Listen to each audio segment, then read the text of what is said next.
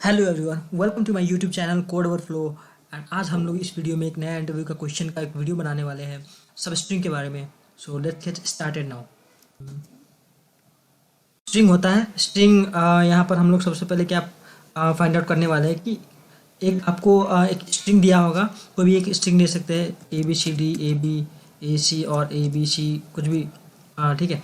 तो ये स्ट्रिंग में अब सपोज आपको इस स्ट्रिंग में सबसे लॉन्गेस्ट सब स्ट्रिंग फाइंड आउट करनी है। सब स्ट्रिंग सबसे लॉन्गेस्ट, वो भी विदाउट रिपीटिंग कैरेक्टर। और इसमें अगर सबसे पहले सब स्ट्रिंग कैसे फाइंड आउट करेंगे कि जो अगर ये हमारा मेन स्ट्रिंग है, तो मेन स्ट्रिंग में सब स्ट्रिंग हो गया, इसका एक पोर्शन हो गया, छोटा सा पोर्शन हो गया। तो अगर इसको हम रिपीट करेंगे तो यहाँ से अगर सब स्ट्रिंग हम फाइंड आउट करेंगे तो कैसे फाइंड आउट करेंगे? सबसे पहला सब स्ट्रिंग होता क्या है इसमें कि सबसे पहला हम ट्रैवर्स करेंगे स्ट्रिंग के थ्रू वन बाय वन। तो सबसे पहले आता है ए, उसके बाद आता है बी, देन सी, देन डी। ठीक है। एक सबस्ट्रिंग इसके बाद आता है ए, तो ए रिपीट हो गया, तो ये एक सबस्ट्रिंग हो गया। देन नेक्स्ट सबस्ट्रिंग इसमें इस केस में हो सकता है आपका बी से स्टार्ट हो सके, तो बी सी डी ए, ये सेकेंड सबस्ट्रिंग हो गया। देन थर्ड ये भी हो सकता है C D E B, C D A B, right.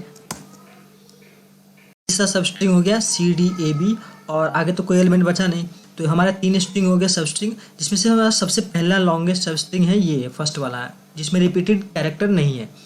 तो ये हो गया हमारा आंसर। तो इसी को हम आगे लॉजिक में हम राइट करेंगे प्रोग्राम में, और वहाँ से समझेंगे कि कैसे ये वर्क करता है। किसी भी लॉन्गेस्ट स्ट्रिंग को हम सब स्ट्रिंग फाइंड आउट करने में क्या लॉजिक हम यूज़ कर सकते हैं। तो इसमें मैं बेसिकली यूज़ करूँगा हैशसेट का। हैशसेट एक जावा का कलेक्शन है जो हम वैल्यू स्टोर करने के लिए यूज़ करते हैं, कोई भी कंटेंट स्टोर करने के लिए, जिसमें सबसे मेन चीज़ होती है कि हैशसेट आपका डुप्लीकेट एलिमेंट स्टोर नहीं करता है। वो हमेशा आपका बस यूनिक एलिमेंट स्टोर करता है। जैसे कि ए बी सी डी ए, तो ये ए हो गया डुप्लीकेट क्योंकि पहले ए स्टोर कर चुका है, तो वो नेक्स्ट ए एलिमेंट स्टोर नहीं करेगा वहाँ पर। तो इसी तरीके से यूनिक स्टोर एलिमेंट करेगा। तो आगे हम लॉजिक में हम देखते हैं आगे कि कैसे ये वर्क करता है प्रोग्रामेटिकली। हैशसेट में वन बाय वन हम स्टोर करेंगे इसकी वैल्यूज़, और जैसे ही रिपीटिंग वैल्यू आएगा तो हम हैशसेट को क्या करेंगे, वो वैल्यू जो सबस्ट्रिंग की होगी 4 इनिशियली, वो हम स्टोर कर लेंगे एक वेरिएबल में, और उसके बाद हैशसेट को हम क्लियर कर देंगे वहाँ से। फिर नेक्स्ट रिपीटिंग स्टार्ट होगी, आइट्रेशन नेक्स्ट स्टार्ट होगी। तो आगे हम देखते प्रोग्राम में। यहाँ पर हम प्रोग्राम में ले लेते एक स्ट्रिंग ले लेते हैं, स्ट्रिंग स्ट्रिंग स्ट्र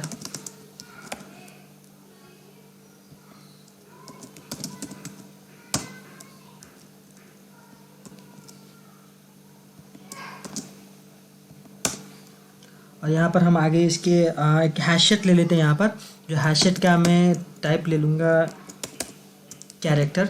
यहाँ पर हम उसकी कैरेक्टर वैल्यू स्टोर करेंगे।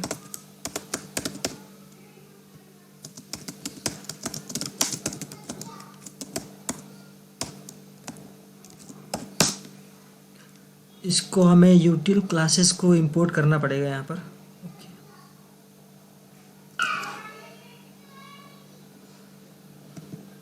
जावा डॉट यूटिल पैकेज में हैश मैप की क्लासेस होती है, तो इसको हम सबसे पहले इंपोर्ट कर लेंगे ताकि आगे हमारा कोड में एरर ना आए। ठीक है। तो ये हमारा स्टोर हो गया यहाँ पर, और इसको ओके, यहाँ पर मैंने हैश मैप मिस्टेक से राइट कर दिया है।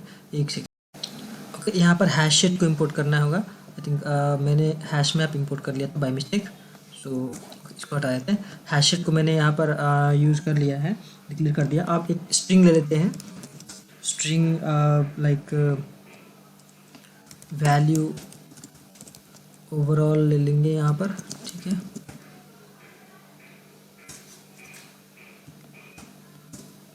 एक दूसरा स्ट्रिंग ले लेते हैं यहाँ पर, जिसमें कि अभी तक का जो भी लॉन्गेस्ट है, लॉन्गेस्ट वैल्यू करके,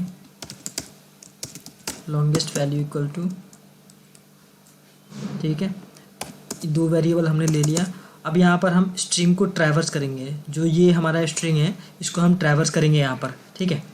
तो स्ट्रिंग को ट्रैवर्स करने के लिए हम लोग यहाँ पर फॉर लूप यूज़ कर लेंगे, equal to 0 length i plus plus, and then यहाँ पर, ठीक है।